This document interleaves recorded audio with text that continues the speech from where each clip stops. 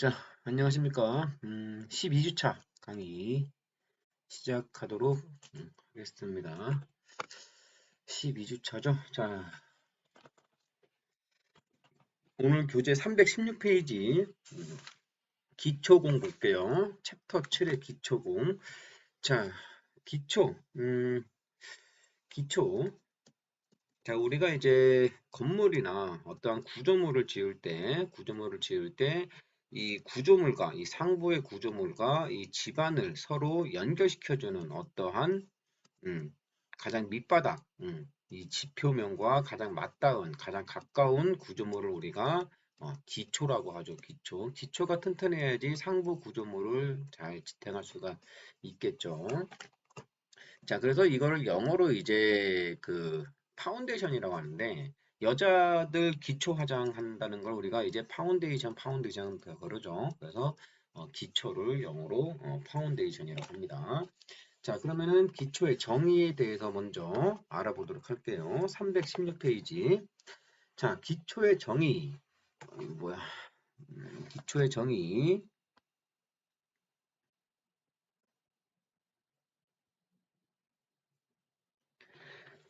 자, 기초라 함은 구조물의 하중을 집안에 전달하는 구조로서 하부 구조의 일부에 해당된다.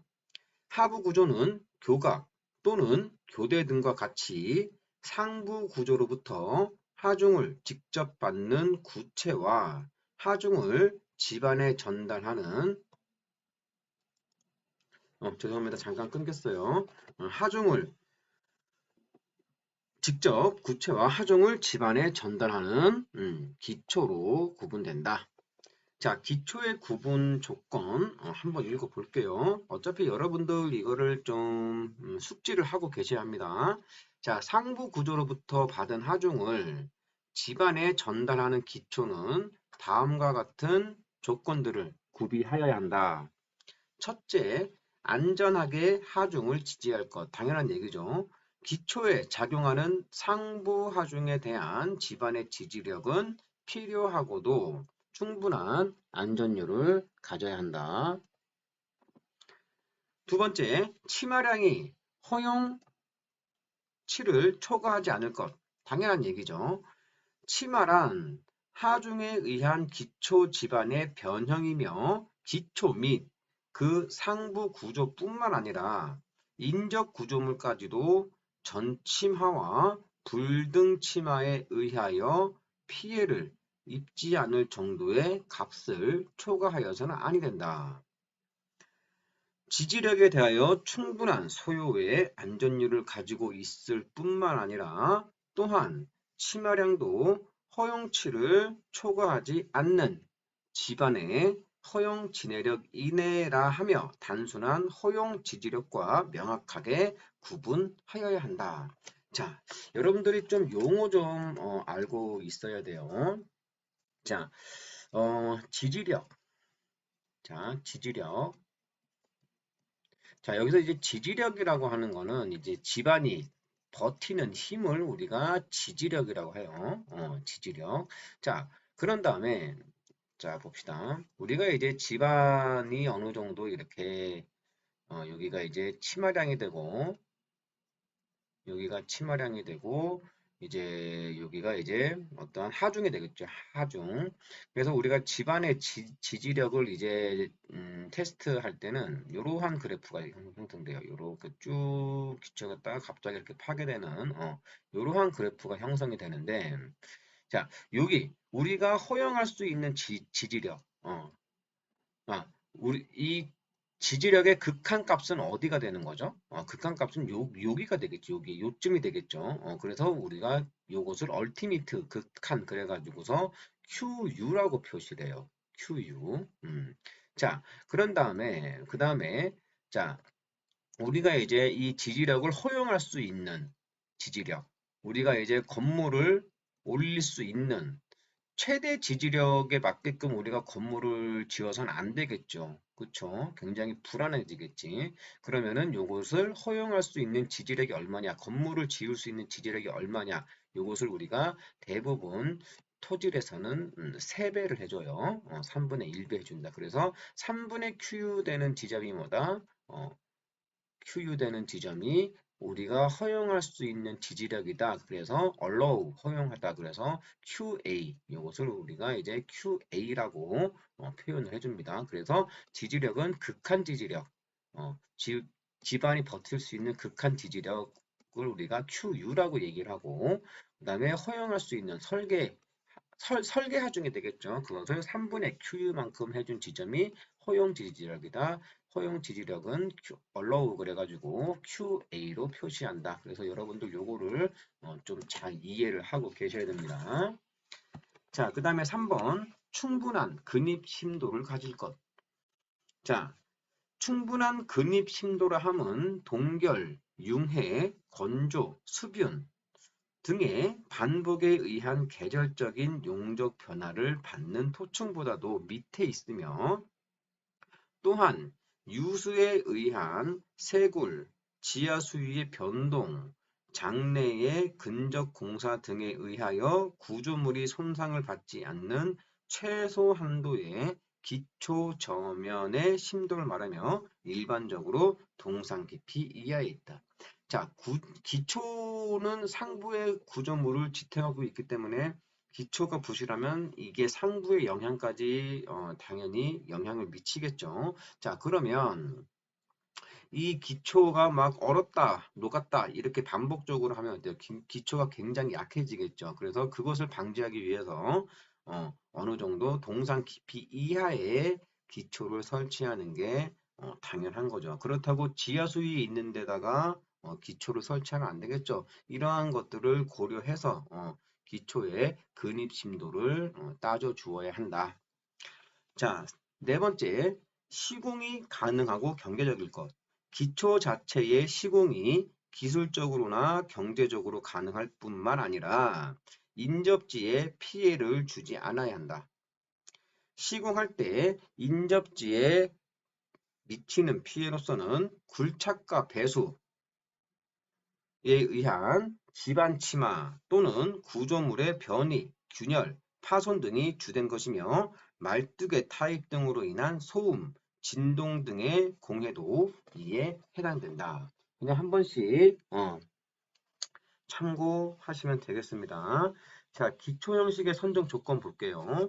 자, 기초 형식의 선정에는 상부 구조의 형식 및 기초의 지지 방식, 하중의 성질 및 규모, 지형 및 지질, 집안의 토질, 특히 중간의 토질, 지하 수위의 피압 상태, 지지층의 심도, 기초의 단면적, 폭, 시공 장소의 수심, 유속, 파랑, 수위 변동 상황, 인접한 구조물 및 지하 매설물의 현황, 공사 용지 및 작업 면적, 자재 반입 조건, 공사 기간 및 실작업 가능 기간, 공사의 안전 및 시공 난이도, 강제의 부식 환경, 환경 조건 및 공해의 제한성 등의 제반 조건을 고려하여 선정한다.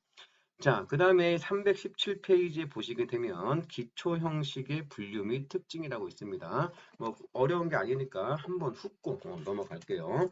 자, 얕은 기초라고 하면 이제 기초의 구분 뭐 이렇게 제목을 한번 지어보죠. 자, 기초의 구분 이렇게 제목을 한번 지어보게 되면, 자, 얕은 기초라는 게 있어요. 얕은 기초라는 게 있고, 그 다음에 깊은 기초가 있어요. 깊은 기초라는 게 있습니다. 그 다음에 이제 특수 기초라는 게 있네요. 특수 기초라는 게 있습니다. 자, 얕은 기초는 대부분 이렇게 넓은 거, 넓은 기초를 우리가 얕은 기초라 그래요. 그 다음에 깊은 기초는 말뚝 같은 거, 말뚝 같은 거. 즉 뭐예요? 요거는 요렇게 넓고 요거는 요렇게 넓죠. 깊은 기초. 그래 말뚝 같은 거를 우리가 깊은 기초라고 합니다. 자, 그래서 봅시다. 요건 이제 또 구분하는 방법이 있으니까 거기에 대해서는 또 설명을 드릴게요.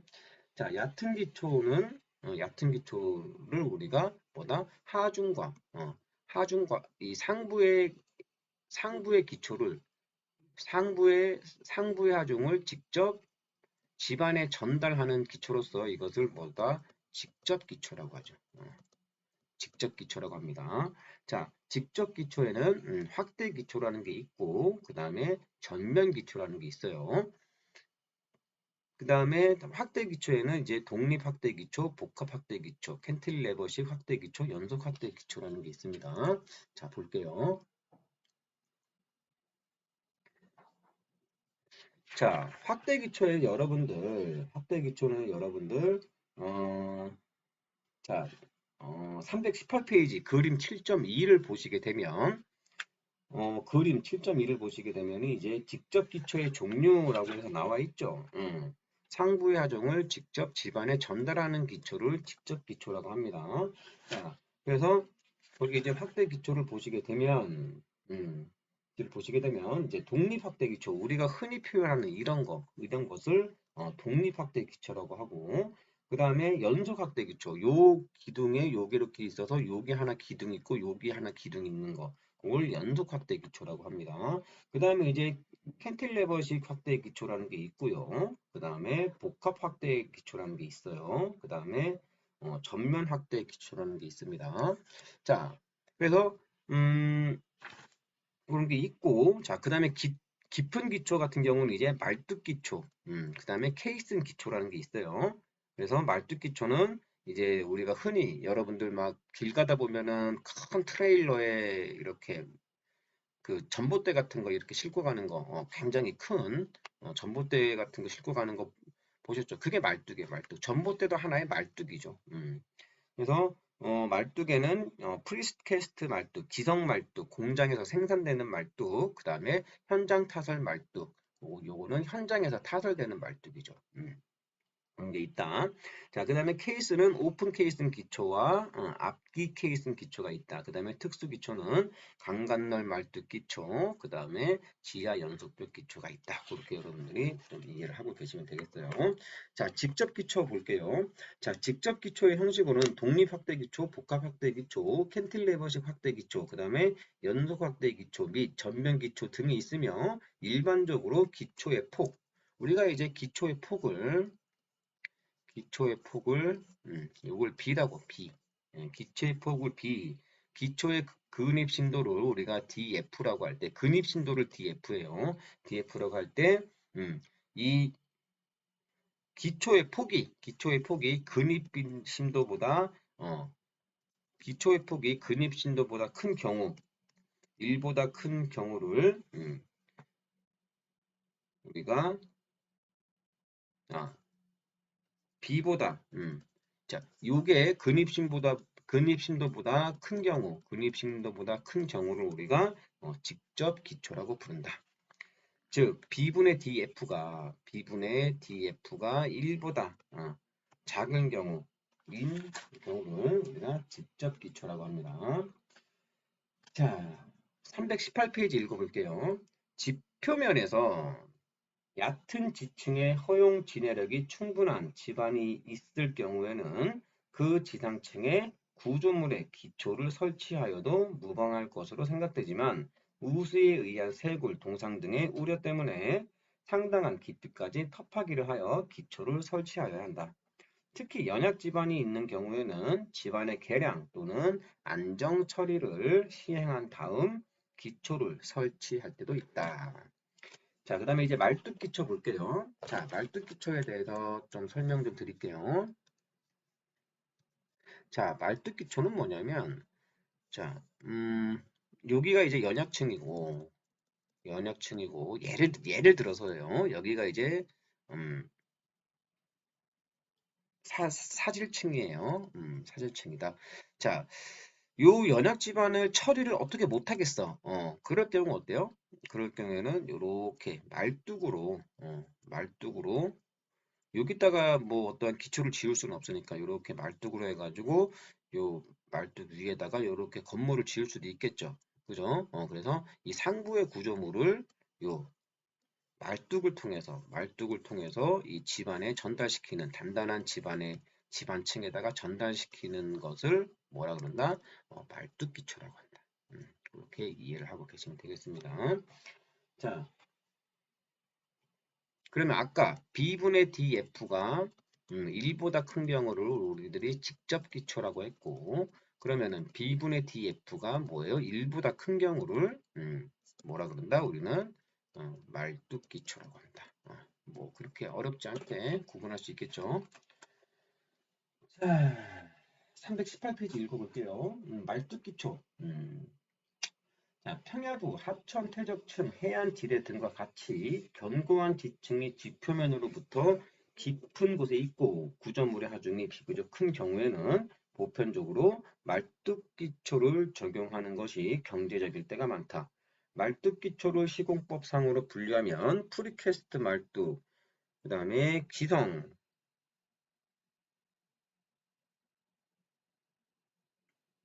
말뚝기초와 현장사설 말뚝기초로 대별할 수 있다. 여러분들 이제 현장 타석 말도 뭐 어렵지 않아요. 그냥 여기다가 구멍 파고 그다음에 철근 넣고 그다음에 시멘트 붓고 굳히면 여기 현장에서 어, 타설하는 말뚝을 현장 타설 말뚝이라고 합니다.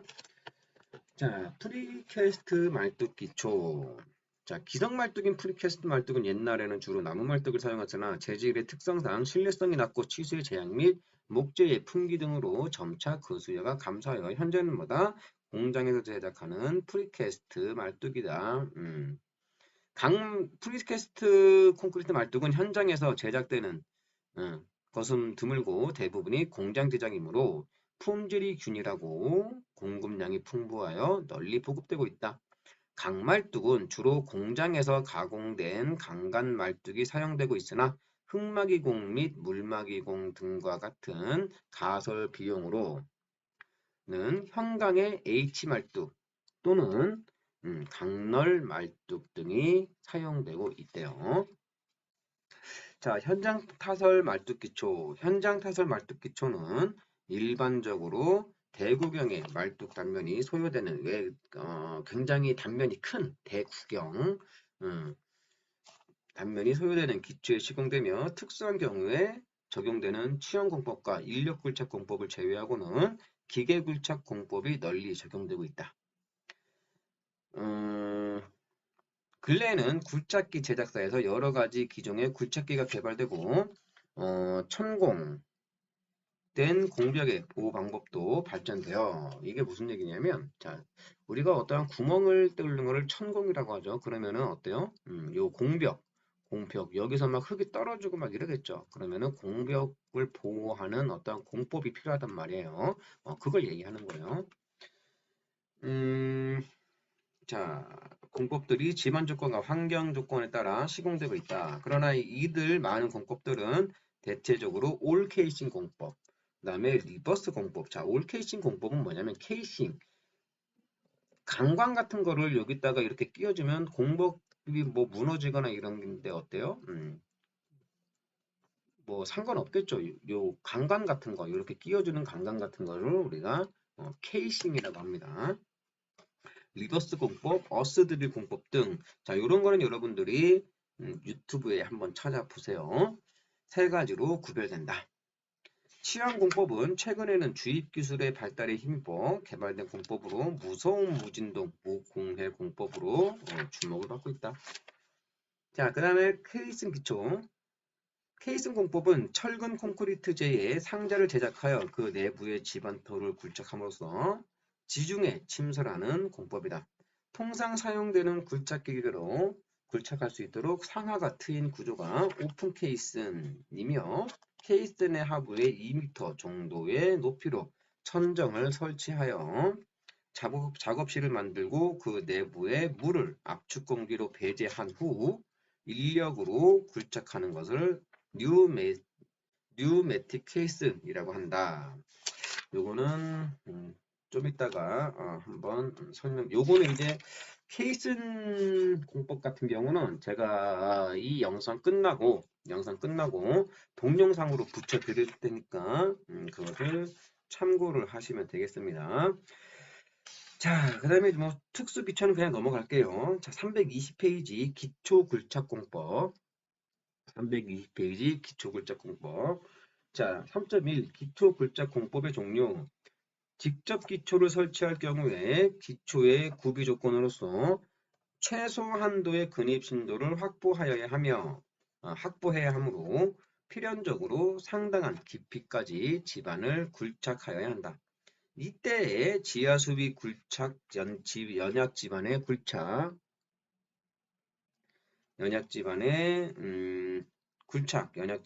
굴착 인접 구조물의 근접거리에서의 굴착 등의 난관에 대해 강구할 때가 다반사다.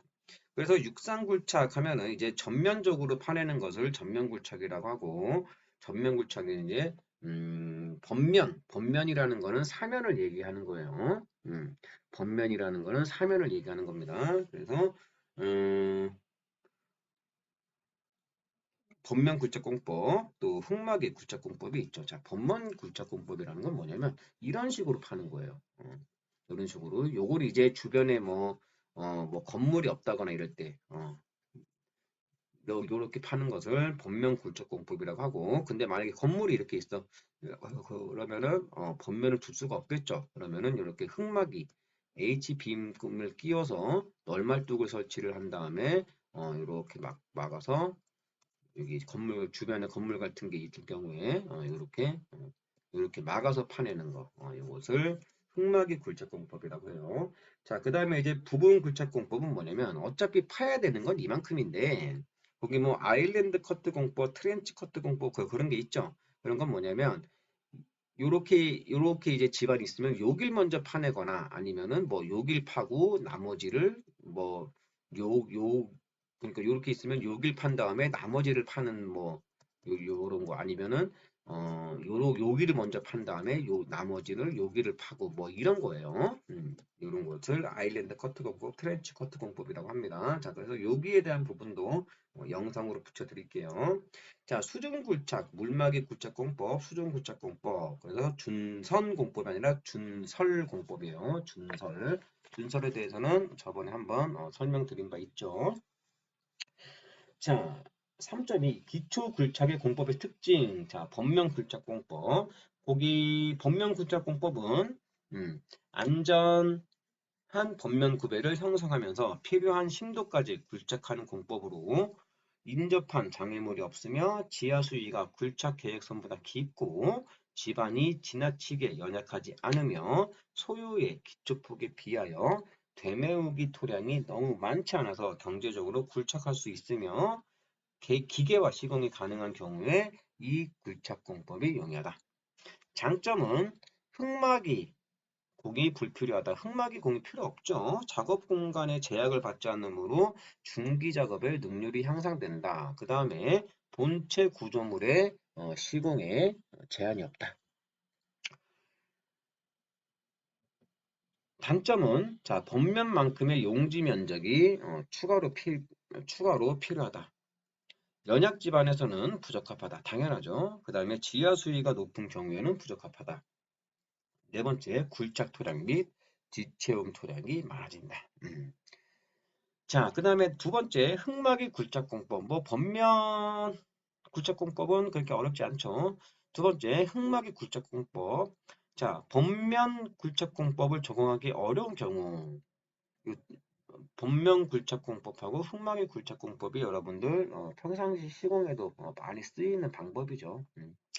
자, 번면 굴착공법을 적용하기 어려운 경우, 즉 인적 장애물이 있고 지하 수위가 굴착 계량보다 높으며 집안 토질이 연약하여 번면 구배가 완만하게 되고 대매우기 토량이 너무 많아 비경제적인 시공이 될 경우 굴착 번면을 직립하여 토합에 의한 토사의 붕괴를 막을 수 있는 가설 구조물인 흑막의 공을 설치하여 그 안쪽을 굴착하는 공법이다. 자, 장점으로는 번면 부분에 용지가 필요하지 않다. 두 번째, 연약 집안에도 적용이 가능하다. 세 번째, 지하 수위가 높은 경우에는 적용이 가능하다. 네 번째, 굴착 심도가 깊어도 적용이 가능하다. 단점은 양호한 집안에서 얕은 기초를 굴착할 경우에는 번면 굴착공법에 비하여 공기 및 공비가 증가한다. 두 번째, 중기 작업에 제약을 받는다. 세 번째, 본체 구조물의 시공에 제한을 받는다. 네 번째, 흑막이 공의 관리가 어렵다. 관리가 어렵다. 자, 아일랜드 커트 공법. 굴착폭이 넓은 경우에 번면 굴착 공법과 흑막의 굴착 공법의 장점을 살린 절충식 공법으로서 흑막의 벽의 안쪽을 번면 굴착하여 구조물의 중앙부를 먼저 시공하고, 그러니까 중앙부 먼저 파내고 번면 배면의 토사는 지보공법에 의하여 굴착하는 공법이다. 자, 장점은 지보공이 짧아서 경제적이다. 두 번째, 연약 집안에도 적용이 가능하다. 세 번째, 폭이 넓은 기초 굴착에 유리하다. 네 번째, 흑막이 공의 안정성이 크다. 다섯 번째, 흑막이 공 배면의 원지반 변이를 감소시킬 수 있다.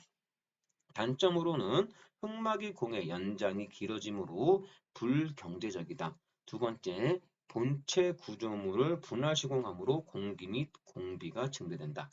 자, 두 번째는 트렌치 공장. 아일랜드 커트 공법은 중앙을 먼저 파낸 다음에 양쪽을 파내는 거고, 자, 트렌치는 뭐예요? 양쪽을 먼저 파낸 다음에 중앙을 파내는 거예요. 요거 구분하는 거는 가끔 가다가 토목기사 문제로 잘 나오니까 여러분들 참고하시면 되겠습니다. 자, 트렌치 커트 공법. 시공하고자 하는 구조물의 외주 부분을 먼저 흑막이 굴착 공법에 의하여 축구 모양으로 굴착하고 외주부의 구조물을 완성한 후 그 안쪽을 안전하게 굴착하는 공법이다. 장점으로는 지보공이 짧아 경제적이고 흑막이 공 배면에 원지반 변이를 감소시킬 수 있습니다. 세 번째, 폭이 넓은 기초 굴착에 유리하다. 두 번째 단점으로는 연약 집안의 경우에는 내부 변면이 완만하게 되므로 깊은 굴착이 어렵다. 두 번째, 본체 구조물을 분할 시공함으로 공기 및 공비가 증대된다.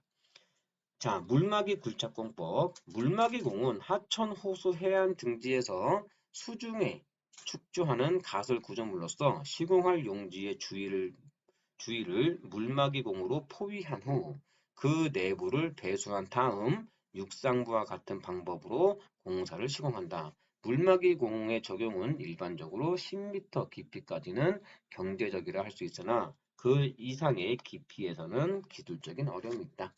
자, 그 다음에 요거 여기 부분은 쭉 읽고 넘어갈게요. 자, 수중굴착 공법. 자, 수중굴착 공법이라고 얘기가 있는데, 자, 여기 물이 있어요. 그러면 여기가 이제 모래가 있어. 그래서 여기 이제 인천 송도가 그렇죠. 송도가 이렇게 있으면은 여기를 막아서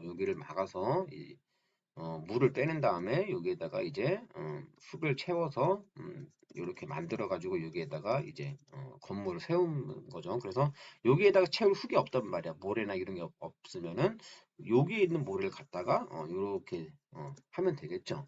그죠? 그래서 요것을 이 수중 안에 있는 흙을 끄집어내는 그런 행위를 하는 것을 우리가 준설이라 준설. 그다음에 이 준설을 가지고서 준설된 흙을 가지고서 여기가 가지고 이렇게 부어가지고 물을 빼내는 행위. 이것을 우리가 매립이라 그러죠. 매립. 그래서 여러분들 시야호 같은 거 그런 거를 생각하시면 돼요. 그래서 준설하는 장비, 준설하는 배 그것을 우리가 준설선이라 그러죠. 그래서 그래브 준선설이 있고 한번 쭉 읽어보세요. 그다음에 펌프 준선설, 그다음에 버킷은 알죠, 여러분들? 이렇게 찝는 거, 버킷 준설선이 있고, 디퍼, 그 다음에 쇠암선이 있다. 그냥 준설선에 대해서는 여러분들이 대략 한 이 정도로만 알고 계시고, 1교시는 여기서 끝내도록 할게요. 뒤에다가 제가 케이슨 공법에 대해서 붙여드릴 테니까, 요거를 잘 보시고 여러분들이 참고를 하시면 되겠습니다. 자, 그러면은 2교시 때 뵙도록 할게요. 바라만 봐도 아찔한 이 다리는 세계에서 가장 높은 곳에 위치한 중국 북방강 대교입니다. 그 높이는 교면에서 바닥까지 수직으로 565m, 무려 빌딩 200층 높이에 해당됩니다. 그렇다면 세계에서 가장 긴 해상 교량은 어딜까요? 중국 남동부 주하이와 홍콩, 마카오를 연결하는 광주 아오대교. 끝이 보이지 않는 이 다리의 길이는 55km. 서울에서 수원까지의 거리보다 멀다고 하니 과연 세계 최장답습니다. 우리나라 기술력으로 건설된 세계적 해상 교량도 있습니다. 주탑에 주 케이블을 연결한 후 보조 케이블을 메어 상판을 지지하는 형태의 현수교. 세계 최대 현수교가 바로 대한민국 기술력으로 건설되고 있는데요. 2021년 준공될 터키의 차나칼레 대교입니다. 사업비만 약 3조 5천억 원. 24개의 글로벌 업체가 수주에 뛰어들 만큼 경쟁이 치열했는데 유력 후보였던 일본 업체를 제치고 우리나라 건설사가 최종 낙찰된 것입니다. 대한민국의 기술력으로 탄생할 차나칼레 대교는 에펠탑보다 높은 세계 최고 철골 주탑의 위용과 함께 일본 아카시 대교를 제치고 세계 최대 현수교로 이름을 올리게 됩니다. 이에 앞서 유럽과 아시아를 연결해 화제가 된 터키의 보스포루스 제3대교 역시 우리나라의 기술력으로 탄생됐는데요. 주탑에 케이블을 바로 묶어 상판의 무게를 지지하는 사장교와 주탑에 연결한 주 케이블에 보조 케이블을 엮어 상판 하중을 지지하는 현수교가 하나의 교량 내에 재현. 당시 세계적 선례가 없는 사장 현수교 방식으로 건설돼 대한민국 기술력을 세계에 알리기도 했습니다. 이 같은 대한민국의 세계적 기술은 국내에서도 발휘되고 있습니다.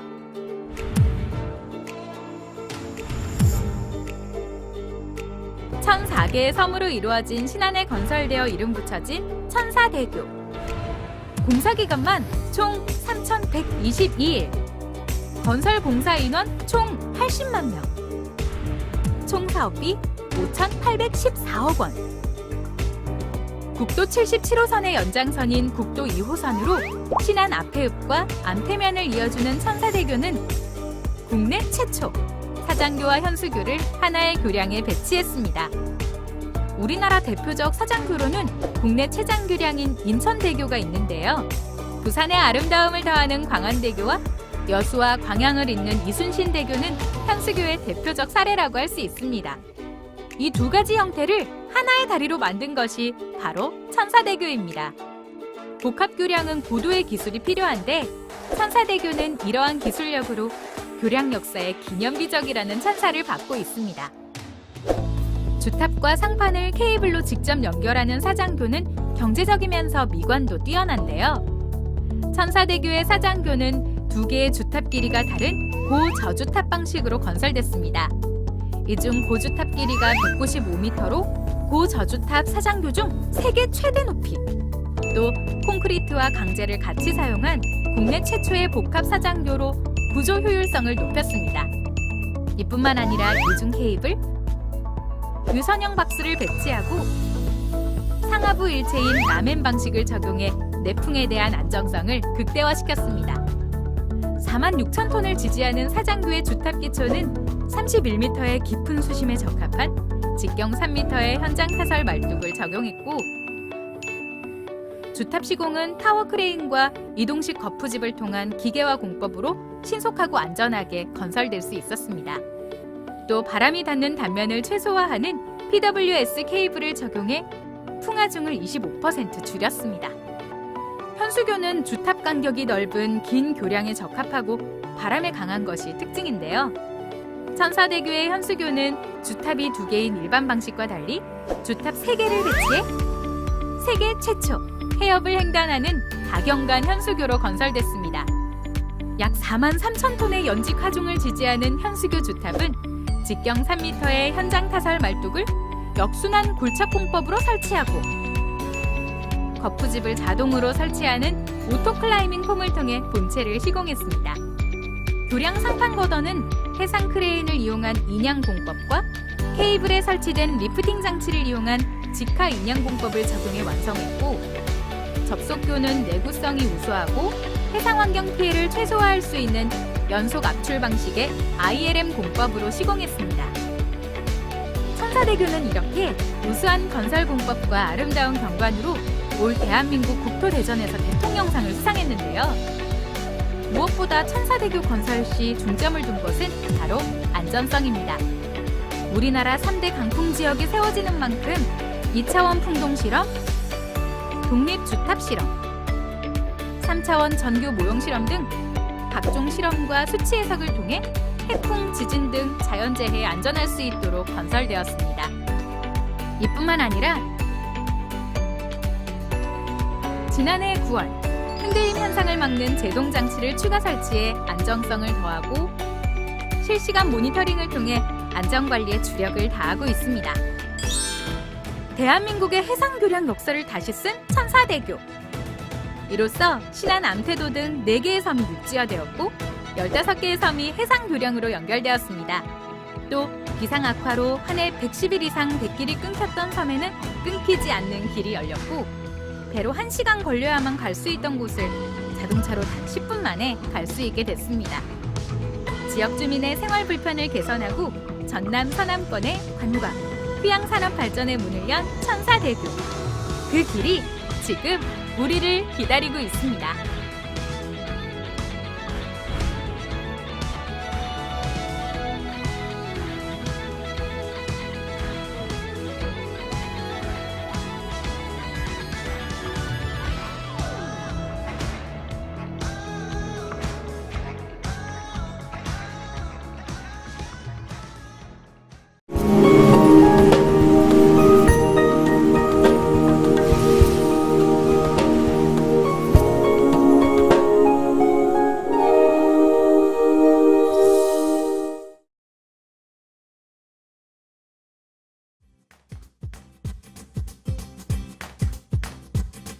육상에서 제작된 대형 콘크리트 구조물을 바다에 설치하는 케이슨 공법은 공기 단축은 물론 20m 이상 수심의 항만 구조물 건설에 결정적으로 기여했습니다.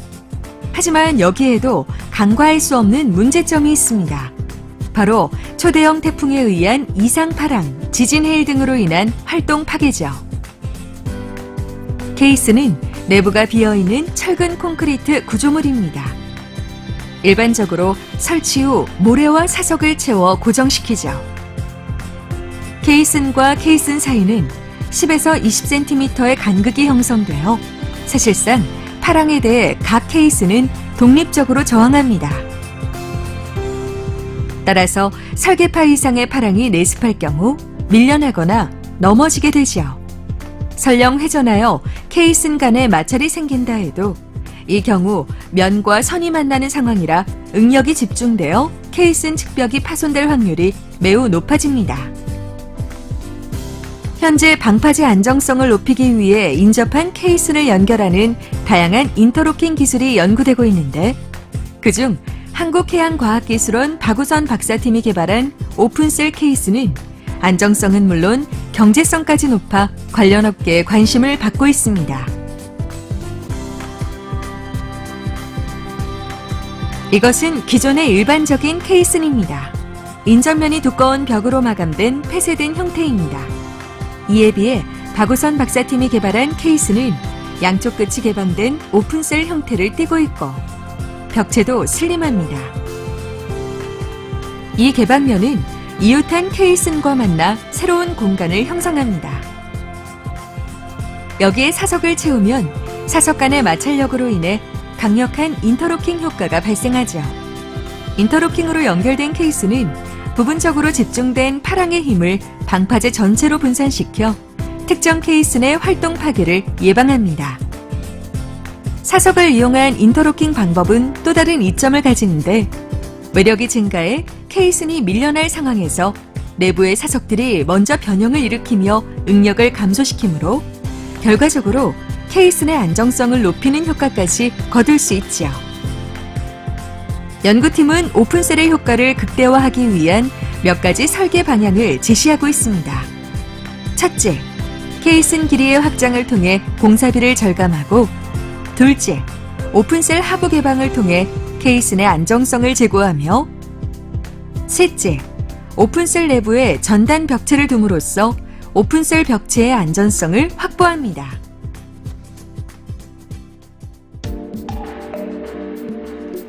본 기술의 시공 순서는 일반 케이슨 공법과 거의 동일합니다.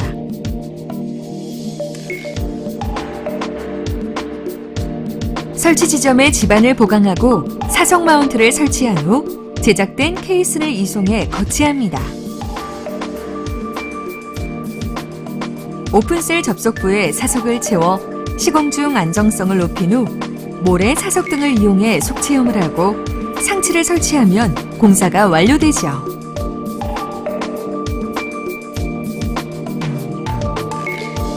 다양한 인터로킹 방법 중 본 기술이 주목받는 이유는 바로 단순해 보일 정도로 직관적인 기술이기 때문입니다. 특히 다른 기술과 달리 접속부 응력 집중 현상이 발생하지 않습니다. 기존과 동일한 시공 과정에 사석 투입만으로 강력한 인터로킹 효과를 구현하죠. 따라서 인터로킹을 위한 추가 비용이 거의 들지 않습니다. 오히려 접속부의 접한과 격벽이 사라져 재료비가 절약되고 중량이 줄어 시공의 용이성이 오히려 증대되었습니다. 또한 시공 중 오픈셀에 미리 사석을 채우므로 공사 도중에 파랑에 의해 케이슨이 틀어지는 사고를 예방할 수 있어 시공 중 안정성 또한 개선할 수 있습니다. 오늘날 항만시설의 규모는 점점 커지고 있습니다. 방파제의 위치는 더 깊고 파랑이 강한 외해 쪽으로 이동하고 있죠. 이에 따라 더욱 견고한 케이슨에 대한 요구와 수요는 계속해서 증가하고 있습니다. 오늘날 우리가 간과해서는 안 될 부분이 바로 기후변화입니다. 지금까지 경험해보지 못한 수포, 태풍 발생 가능성이 높아 이에 대한 대비가 시급하다고 할 수 있습니다. 본 기술은 이 방파제의 안정성을 획기적으로 높일 수 있는 세계 최고 수준의 기술입니다. 우리 기술의 국제 경쟁력을 강화하고 나아가 세계 기술 시장 선점과 리드를 통해서 높은 경제적 가치를 실현할 수 있을 것으로 기대하고 있습니다.